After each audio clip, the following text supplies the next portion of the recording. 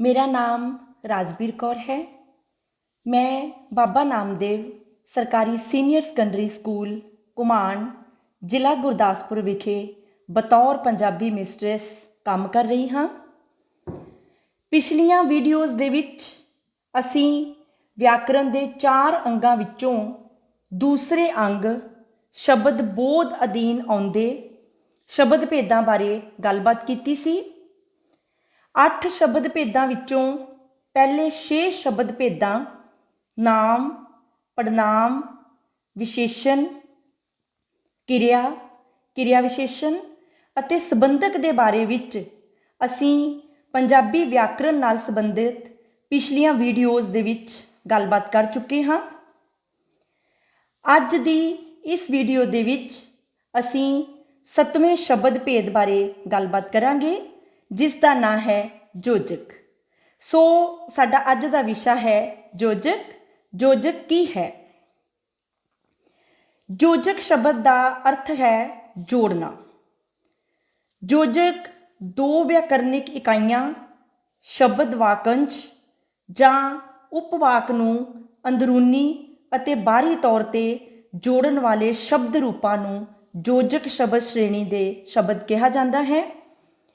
इस तरह असी कह सकते हाँ कि जिहड़े शब्द 2 शब्दां, वाकंशां, उपवाकां या वाकां नूं एक दूजे नाल जोड़ते हैं उन्हां शब्दां नूं जोजक कहा जाता है।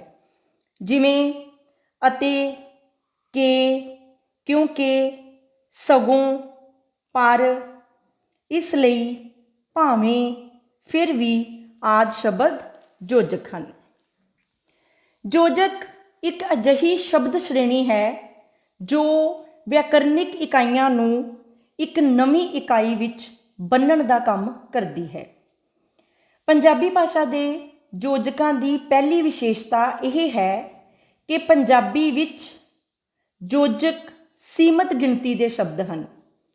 जोजकां दी दूजी विशेषता यह है कि सारे दे सारे जोजक अविकारी हुंदे हैं, भाव इन्हां दे रूप विच तब्दीली नहीं हुंदी। यह लिंग, वचन अते कारक दे आधार ते अपने रूप विच कोई परिवर्तन नहीं करते, अपना रूप नहीं बदलते।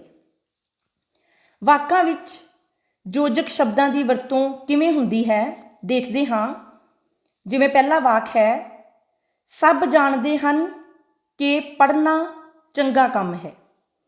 इस वाक विच के शब्द जोजक है जिसने 2 उपवाकां नूं आपस विच जोड़िया है। दूसरा वाक है, सालाना प्रीखिया विचों तेरे नंबर बहुत ही वधिया आए हैं क्योंकि तू बहुत मेहनत की है। इस वाक विच जोजक शब्द है क्योंकि। क्योंकि शब्द ने 2 वाकां नूं आपस विच जोड़न दा काम कीता है।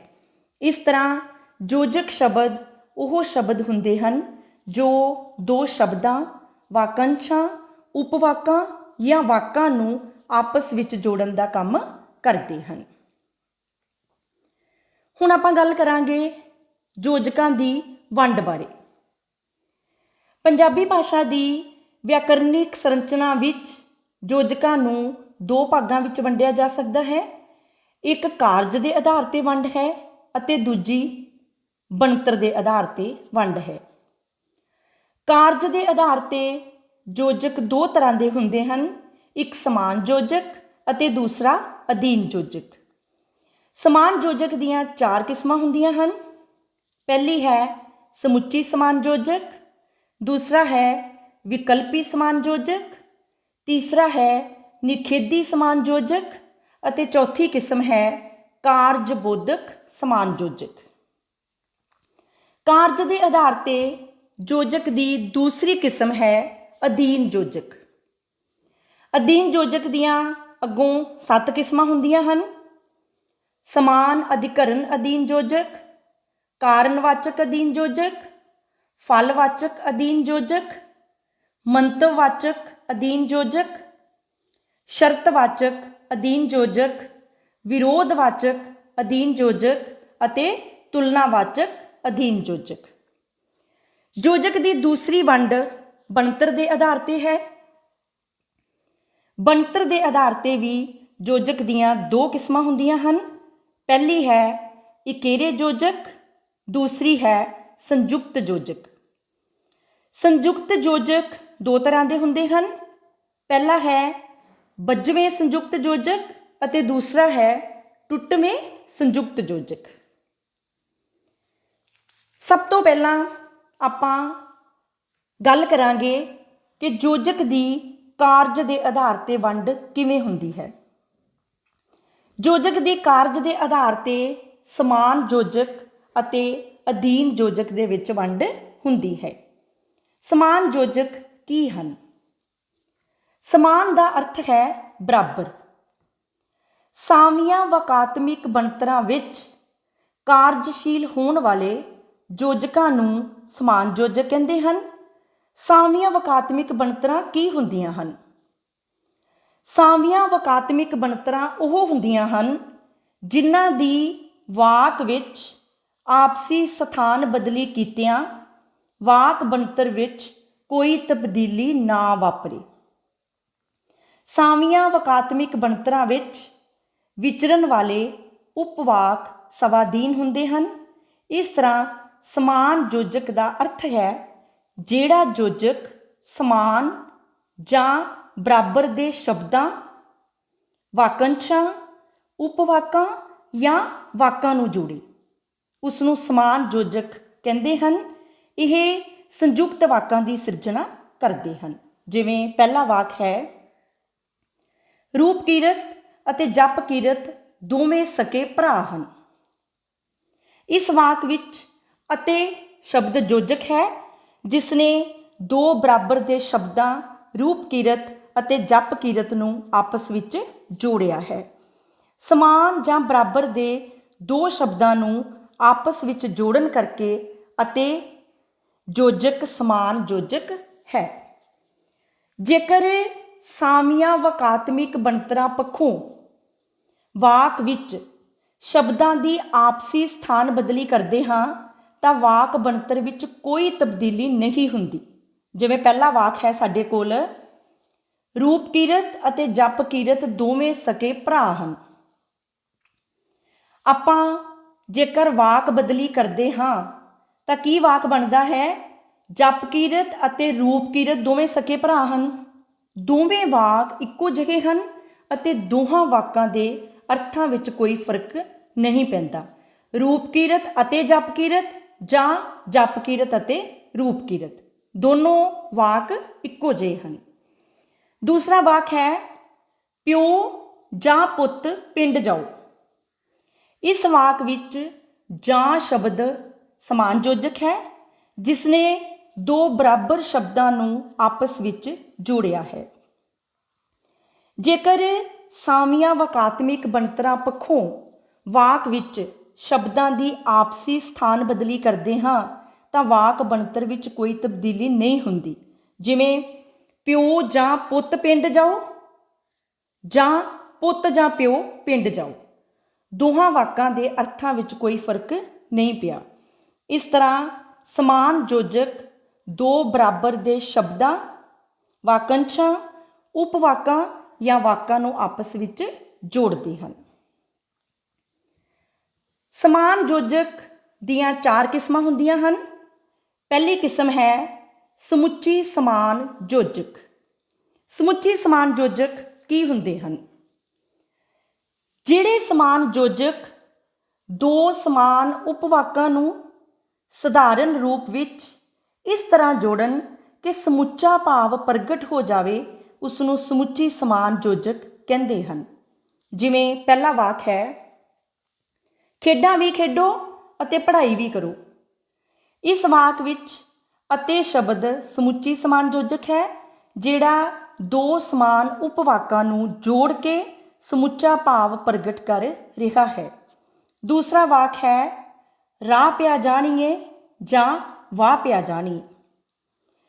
ਇਸ ਵਾਕ ਦੇ ਵਿੱਚ ਜਾਂ ਸ਼ਬਦ ਸਮੁੱਚੀ ਸਮਾਨ ਯੋਜਕ ਹੈ ਜਿਹੜਾ ਦੋ ਸਮਾਨ ਉਪਵਾਕਾਂ ਨੂੰ ਜੋੜ ਕੇ ਸਮੁੱਚਾ ਭਾਵ ਪ੍ਰਗਟ ਕਰ ਰਿਹਾ ਹੈ।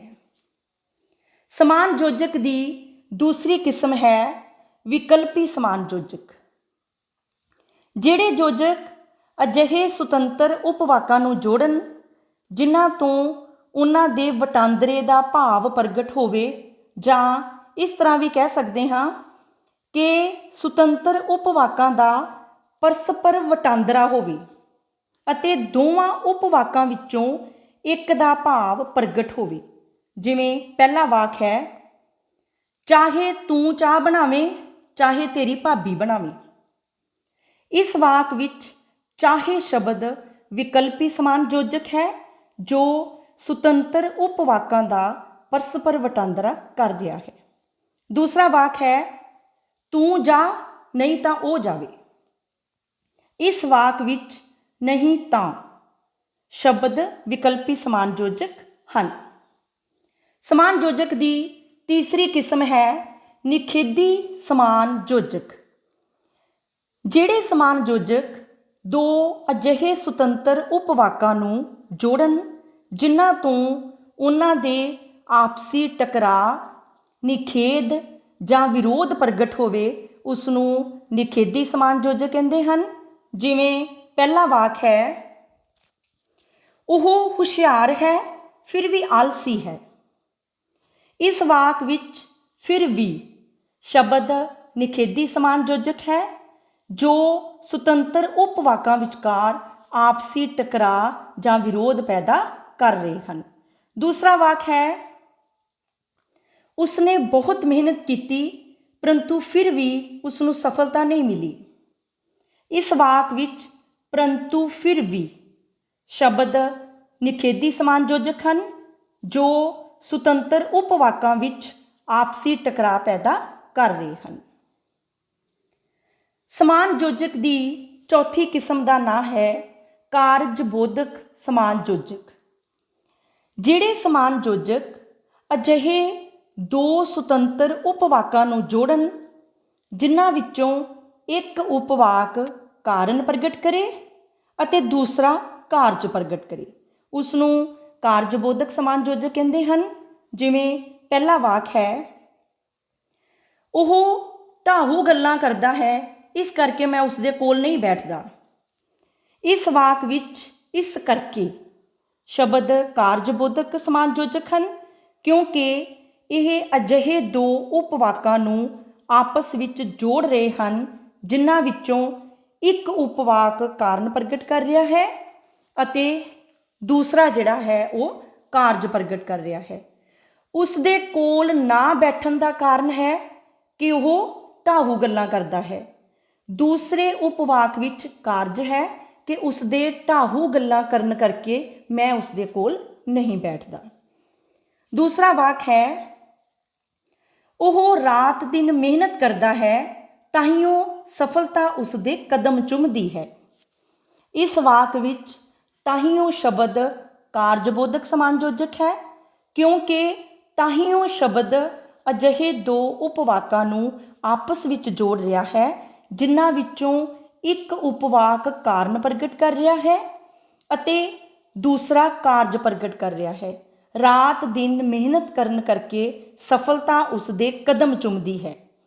ਇਹ ਸੀ ਸਮਾਨ ਯੋਜਕ ਅਤੇ ਇਸ ਦੀਆਂ 4 ਕਿਸਮਾਂ। ਕਾਰਜ ਦੇ ਆਧਾਰ ਤੇ ਯੋਜਕ ਦੀ ਦੂਸਰੀ ਕਿਸਮ ਹੈ ਅਧੀਨ ਯੋਜਕ। ਅਧੀਨ ਯੋਜਕ ਕੀ ਹਨ? ਅਸਾਮੀਆਂ ਵਾਕਾਤਮਿਕ ਬਣਤਰਾਂ ਨੂੰ ਜੋੜਨ ਵਾਲੇ ਯੋਜਕ ਅਧੀਨ ਯੋਜਕ ਅਖਵਾਉਂਦੇ ਹਨ। ਅਸਾਮੀਆਂ ਵਾਕਾਤਮਿਕ ਬਣਤਰਾਂ ਕੀ ਹੁੰਦੀਆਂ ਨੇ? ਅਸਾਮੀਆਂ ਵਾਕਾਤਮਿਕ ਬਣਤਰਾਂ ਉਹ ਹੁੰਦੀਆਂ ਹਨ ਜਿਨ੍ਹਾਂ ਦੀ ਵਾਕ ਵਿੱਚ ਆਪਸੀ ਸਥਾਨ ਬਦਲੀ ਨਾ ਕੀਤੀ ਜਾ ਸਕੇ, ਭਾਵ ਜਿਨ੍ਹਾਂ ਬਣਤਰਾਂ ਦੀ ਆਪਸੀ ਸਥਾਨ ਬਦਲੀ ਕੀਤਿਆਂ ਵਾਕ ਵਿਆਕਰਨਿਕ ਪੱਖੋਂ ਸ਼ੁੱਧ ਨਾ ਰਹੇ, ਉਸ ਨੂੰ ਅਸਾਮੀਆਂ ਵਾਕਾਤਮਿਕ ਬਣਤਰਾਂ ਕਹਿੰਦੇ ਹਨ। ਅਧੀਨ ਯੋਜਕ ਅਸਾਮੀਆਂ ਵਾਕਾਤਮਿਕ ਬਣਤਰਾਂ ਨੂੰ ਜੋੜਦੇ ਹਨ ਅਤੇ ਇਹ ਉਪਵਾਕਾਂ ਦੇ ਪੱਧਰ ਉੱਤੇ ਹੀ ਵਿਚਰਦੇ ਹਨ। ਅਸਾਮੀਆਂ ਵਾਕਾਤਮਿਕ ਬਣਤਰਾਂ ਵਿੱਚ ਵਿਚਰਨ ਵਾਲੇ ਉਪਵਾਕ ਪ੍ਰਾਧੀਨ ਅਤੇ ਸਵਾਧੀਨ ਹੁੰਦੇ ਹਨ। ਜਾਂ ਆਪਾਂ ਇਹ ਵੀ ਕਹਿ ਸਕਦੇ ਹਾਂ ਕਿ ਅਧੀਨ ਯੋਜਕ ਸਿਰਫ ਮਿਸ਼ਰਤ ਵਾਕਾਂ ਦੀ ਸਿਰਜਣਾ ਕਰਦੇ ਹਨ।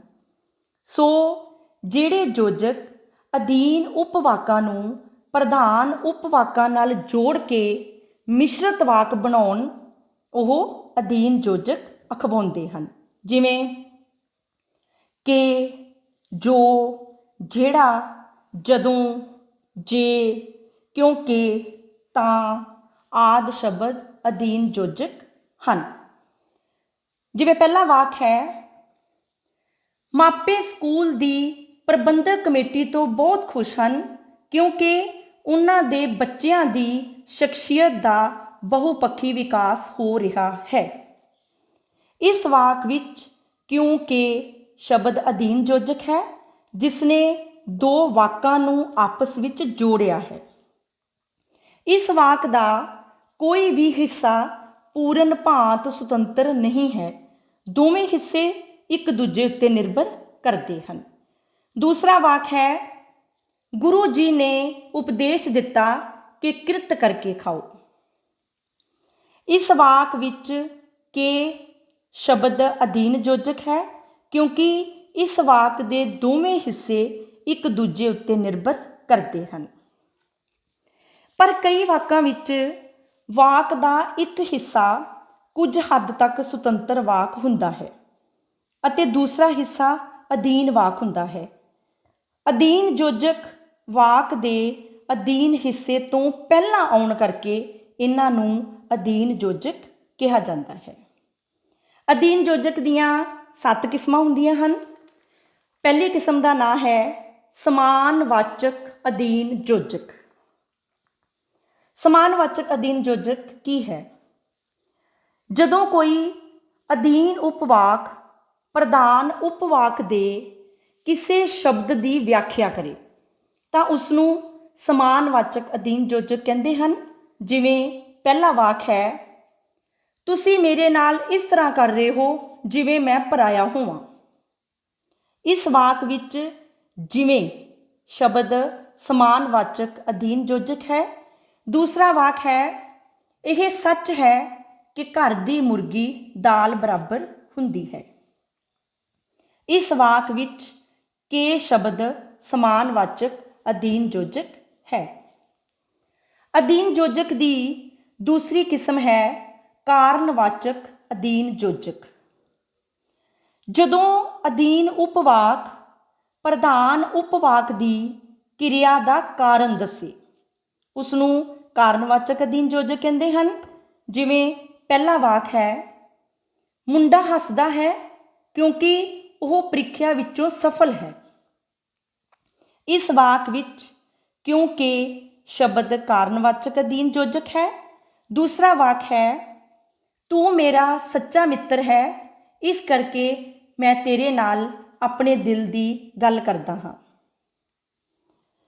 ਇਸ ਵਾਕ ਦੇ ਵਿੱਚ ਇਸ ਕਰਕੇ ਸ਼ਬਦ ਕਾਰਨਵਾਚਕ ਅਧੀਨ ਯੋਜਕ ਹਨ। ਅਧੀਨ ਯੋਜਕ ਦੀ ਤੀਸਰੀ ਕਿਸਮ ਦਾ ਨਾਂ ਹੈ ਫਲਵਾਚਕ ਅਧੀਨ ਯੋਜਕ। ਜਦੋਂ ਅਧੀਨ ਉਪਵਾਕ ਪ੍ਰਧਾਨ ਉਪਵਾਕ ਦੀ ਕਿਰਿਆ ਦਾ ਫਲ ਦੱਸੇ ਜਾਂ ਨਤੀਜਾ ਦੱਸੇ ਤਾਂ ਅਜਿਹੇ ਯੋਜਕ ਫਲਵਾਚਕ ਅਧੀਨ ਯੋਜਕ ਅਖਵਾਉਂਦੇ ਹਨ। ਜਿਵੇਂ ਪਹਿਲਾ ਵਾਕ ਹੈ, ਨਸ਼ੇੜੀ ਪੁੱਤ ਨੇ ਘਰ ਨੂੰ ਅਜਿਹਾ ਲੁੱਟਿਆ ਕਿ ਇਹ ਕੰਗਾਲ ਹੋ ਗਿਆ। ਇਸ ਵਾਕ ਵਿੱਚ ਕੇ ਸ਼ਬਦ ਫਲਵਾਚਕ ਅਧੀਨ ਯੋਜਕ ਹੈ। ਦੂਸਰਾ ਵਾਕ ਹੈ, ਉਹ ਇੰਨਾ ਉੱਚੀ ਗੱਜਿਆ ਕਿ ਆਪਾਂ ਸਾਰੇ ਡਰ ਗਏ। ਇਸ ਵਾਕ ਵਿੱਚ ਕੇ ਸ਼ਬਦ ਫਲਵਾਚਕ ਅਧੀਨ ਯੋਜਕ ਹੈ। ਅਧੀਨ ਯੋਜਕ ਦੀ ਚੌਥੀ ਕਿਸਮ ਦਾ ਨਾਂ ਹੈ ਮੰਤਵਵਾਚਕ ਅਧੀਨ ਯੋਜਕ। ਜਦੋਂ ਅਧੀਨ ਉਪਵਾਕ ਪ੍ਰਧਾਨ ਉਪਵਾਕ ਦੀ ਕਿਰਿਆ ਦਾ ਮੰਤਵ ਦੱਸੇ, ਉਦੇਸ਼ ਦੱਸੇ, ਮਨੋਰਥ ਦੱਸੇ ਤਾਂ ਉਹ ਮੰਤਵਵਾਚਕ ਅਧੀਨ ਯੋਜਕ ਹੁੰਦੇ ਹਨ। ਜਿਵੇਂ ਪਹਿਲਾ ਵਾਕ ਹੈ, ਮਿਹਨਤ ਕਰੋ ਤਾਂ ਜੋ ਪਾਸ ਹੋ ਜਾਓ। ਇਸ ਵਾਕ ਵਿੱਚ ਤਾਂ ਜੋ ਸ਼ਬਦ ਮੰਤਵਵਾਚਕ ਅਧੀਨ ਯੋਜਕ ਹਨ। दूसरा वाक है तू बारिश विच भिज ना जावें इसलिए मैं तैनूं छतरी दित्ती सी। इस वाक विच इसलिए शब्द मंतववाचक अधीन योजक हन। अधीन योजक दी पंजवीं किस्म है शर्तवाचक अधीन योजक।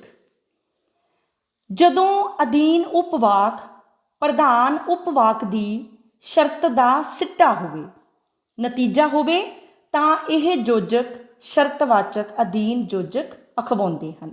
जिवें पहला वाक है जेकर तुसीं साडे घर नहीं आउणा सी तां साडे पिंड विच क्यों आए। इस वाक विच जेकर अते तां शब्द शर्तवाचक अधीन योजक हन। दूसरा वाक है जे हत्थ ते हत्थ धर के बैठे रहोगे तां किसे जोगे नहीं रहोगे।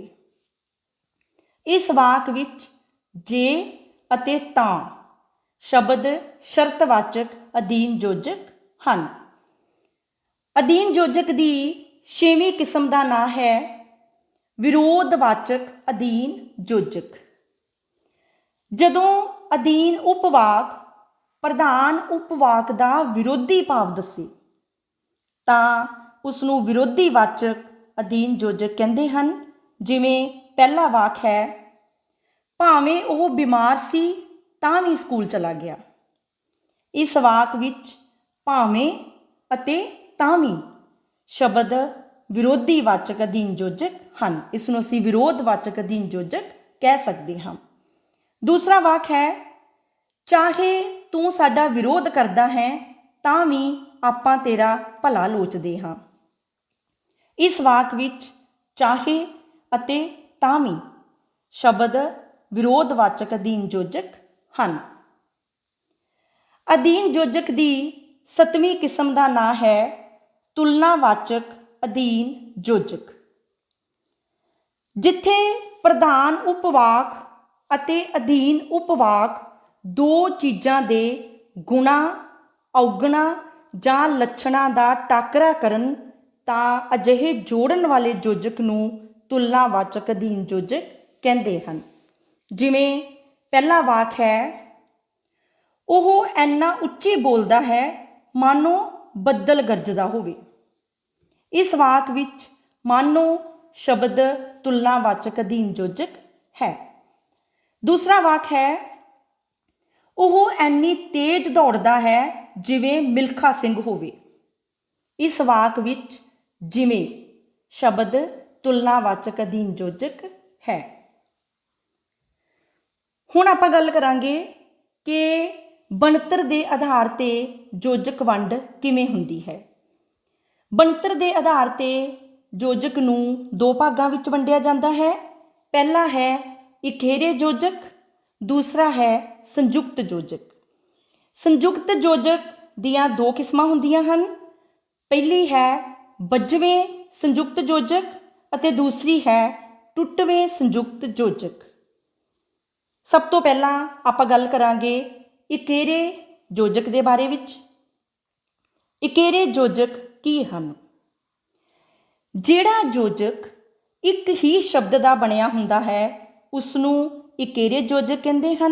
जिवें ते, पर, अते, के, जां, भावें आदि शब्द इकेरे योजक हैं।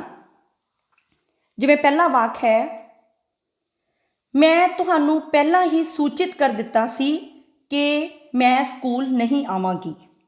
इस वाक विच के शब्द योजक है, के एक ही शब्द है, इस करके यह इकेरा योजक है। दूसरा वाक है हरपाल अते मनजोत मेरे भरा हन। इस वाक विच अते शब्द इकेरा योजक है। बनतर के आधार ते योजक की दूसरी किस्म है संयुक्त योजक। जिहड़े योजक दो या दो तो वध शब्दों तो मिल के बने हुंदे हन उन्हां नूं संयुक्त योजक कहते हैं। जिवें इसलिए, इस करके, तां कि, ਕਿਉਂਕਿ ਤੱਦੇ ਤਾਂ ਆਦਿ ਸ਼ਬਦ ਸੰਯੁਕਤ ਯੋਜਕ ਹਨ। ਜਿਵੇਂ ਵਾਕ ਹੈ, ਮਾਪੇ ਆਪਣੇ ਬੱਚਿਆਂ ਨੂੰ ਪੜ੍ਹਾਉਂਦੇ ਹਨ ਤਾਂ ਕਿ ਉਹਨਾਂ ਦਾ ਜੀਵਨ ਸਫਲ ਅਤੇ ਸੁਖਾਲਾ ਹੋਵੇ। ਇਸ ਵਾਕ ਵਿੱਚ ਤਾਂ ਕਿ ਸ਼ਬਦ ਸੰਯੁਕਤ ਯੋਜਕ ਹਨ। ਦੂਸਰਾ ਵਾਕ ਹੈ, ਬੰਦਾ ਹੀ ਬੰਦੇ ਦਾ ਦਾਰੂ ਹੈ, ਇਸ ਕਰਕੇ ਮੈਂ ਤੇਰੀ ਮਦਦ ਜ਼ਰੂਰ ਕਰਾਂਗਾ। ਇਸ ਵਾਕ ਵਿੱਚ ਇਸ ਕਰਕੇ ਸ਼ਬਦ ਸੰਯੁਕਤ ਯੋਜਕ ਹਨ। ਸੰਯੁਕਤ ਯੋਜਕ ਨੂੰ ਦੋ ਭਾਗਾਂ ਵਿੱਚ ਵੰਡਿਆ ਜਾਂਦਾ ਹੈ। ਇੱਕ ਹੈ ਬੱਝਵੇਂ ਸੰਯੁਕਤ ਯੋਜਕ ਅਤੇ ਦੂਸਰਾ ਹੈ ਟੁੱਟਵੇਂ ਸੰਯੁਕਤ ਯੋਜਕ। ਬੱਝਵੇਂ ਸੰਯੁਕਤ ਯੋਜਕ ਕੀ ਹੁੰਦੇ ਹਨ? ਬੱਝਵੇਂ ਸੰਯੁਕਤ ਯੋਜਕ ਉਹ ਹੁੰਦੇ ਹਨ ਜਿਨ੍ਹਾਂ ਦੇ ਸਾਰੇ ਸ਼ਬਦ ਰੂਪ ਵਾਕ ਵਿੱਚ ਇੱਕ ਥਾਂ ਇਕੱਠੇ ਵਿਚਰਦੇ ਹਨ। ਜਿਵੇਂ ਵਾਕ ਹੈ, ਹਰਮਨ ਗੁੱਸੇ ਵਿੱਚ ਸੀ ਤਾਂ ਵੀ ਉਸਨੇ ਰਮਨ ਦੀ ਗੱਲ ਧਿਆਨ ਨਾਲ ਸੁਣੀ। ਇਸ ਵਾਕ ਵਿੱਚ ਤਾਂ ਵੀ ਸ਼ਬਦ ਬੱਝਵੇਂ ਸੰਯੁਕਤ ਯੋਜਕ ਹਨ ਕਿਉਂਕਿ ਇਹ ਸ਼ਬਦ ਵਾਕ ਵਿੱਚ ਇੱਕੋ ਥਾਂ ਇਕੱਠੇ ਵਿਚਰੇ ਹਨ। ਦੂਸਰਾ ਹੈ ਟੁੱਟਵੇਂ ਸੰਯੁਕਤ ਯੋਜਕ। ਟੁੱਟਵੇਂ ਸੰਯੁਕਤ ਯੋਜਕ ਉਹ ਯੋਜਕ ਹੁੰਦੇ ਹਨ ਜਿਨ੍ਹਾਂ ਦੀਆਂ ਸ਼ਬਦ ਇਕਾਈਆਂ ਵਾਕ ਵਿੱਚ ਵੱਖ-ਵੱਖ ਥਾਵਾਂ ਉੱਤੇ ਵਿਚਰਦੀਆਂ ਹਨ। ਉਹਨਾਂ ਨੂੰ ਆਪਾਂ ਟੁੱਟਵੇਂ ਸੰਯੁਕਤ ਯੋਜਕ ਕਹਿੰਦੇ ਹਾਂ। ਜਿਨ੍ਹਾਂ ਵਾਕਾਂ ਵਿੱਚ ਇਸ ਪ੍ਰਕਾਰ ਦੇ ਯੋਜਕ ਵਰਤੇ ਜਾਂਦੇ ਹਨ, ਉਹਨਾਂ ਵਿੱਚੋਂ ਕਿਸੇ ਹੋਰ ਸ਼ਬਦ ਸ਼੍ਰੇਣੀ ਦਾ ਤੱਤ ਜੁੜ ਕੇ ਆਉਂਦਾ ਹੈ। ਕਿਵੇਂ? ਜਿਵੇਂ ਵਾਕ ਹੈ, ਭਾਵੇਂ ਉਸਦੀ ਕੋਈ ਗਲਤੀ ਨਹੀਂ ਸੀ ਫਿਰ ਵੀ ਉਸਨੇ ਮੁਆਫੀ ਮੰਗ ਲਈ। ਇਸ ਵਾਕ ਵਿੱਚ ਭਾਵੇਂ ਅਤੇ ਫਿਰ ਸ਼ਬਦ ਯੋਜਕ ਹਨ, ਪਰੰਤੂ ਫਿਰ ਸ਼ਬਦ ਦੇ ਨਾਲ ਵੀ ਸ਼ਬਦ ਆਇਆ ਹੈ। ਵੀ ਦਬਾਅਵਾਚੀ ਤੱਤ ਹੈ। ਵਾਕ ਵਿੱਚ ਭਾਵੇਂ ਅਤੇ ਫਿਰ ਯੋਜਕ ਸ਼ਬਦਾਂ ਦੀ ਵਰਤੋਂ ਵੱਖ-ਵੱਖ ਥਾਵਾਂ ਉੱਤੇ ਹੋਈ ਹੈ, ਇਕੱਠੀ ਨਹੀਂ ਹੋਈ। ਇਸ ਕਰਕੇ ਇਹ ਟੁੱਟਵੇਂ ਸੰਯੁਕਤ ਯੋਜਕ ਹਨ। ਸੋ ਅੱਜ ਦੀ ਇਸ ਵੀਡੀਓ ਦੇ ਵਿੱਚ ਅਸੀਂ ਯੋਜਕ ਬਾਰੇ, ਯੋਜਕ ਦੀਆਂ ਵਿਸ਼ੇਸ਼ਤਾਵਾਂ ਬਾਰੇ, ਯੋਜਕ ਦੀ ਕਾਰਜ ਅਤੇ ਬਣਤਰ ਦੇ ਆਧਾਰ ਤੇ ਵੰਡ ਬਾਰੇ ਗੱਲਬਾਤ ਕੀਤੀ ਹੈ। ਸ਼ਬਦ ਭੇਦ ਦਾ 8ਵਾਂ ਅਤੇ ਆਖਰੀ ਰੂਪ ਹੈ ਵਿਸਮਿਕ। ਵਿਸਮਿਕ ਬਾਰੇ ਨਵੀਂ ਵੀਡੀਓ ਲੈ ਕੇ ਜਲਦੀ ਹਾਜ਼ਰ ਹੋਵਾਂਗੇ। ਤਦ ਤੱਕ ਲਈ ਰੱਬ ਰਾਖਾ।